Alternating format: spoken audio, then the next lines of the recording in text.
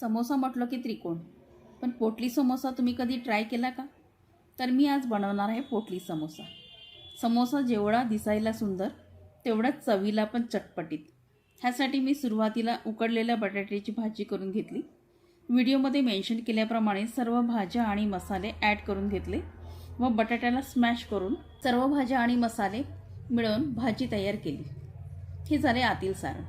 वरच्या आवरणासाठी मैद्याचा सॉफ्ट डो बनवून घेतला आणि छोटा गोळा घेऊन व्हिडिओमध्ये दाखवल्याप्रमाणे पोटली समोसे बनवून घेतले. ते मंद तेलात मंद आचेवर तळून घेतले आणि पोटली समोसा तयार. पोटली समोसा मी चिंचेची चटणी आणि हिरवी चटणीसोबत सर्व केला आहे. तर कशी वाटली ही रेसिपी कमेंट्सद्वारे नक्की कळवा. माझ्या रेसिपीला लाईक करा आणि माझ्या चॅनलला सबस्क्राईब करायला विसरू नका. सर्व इन्ग्रेडियंट्स डिस्क्रिप्शनमध्ये दिलेले आहेत.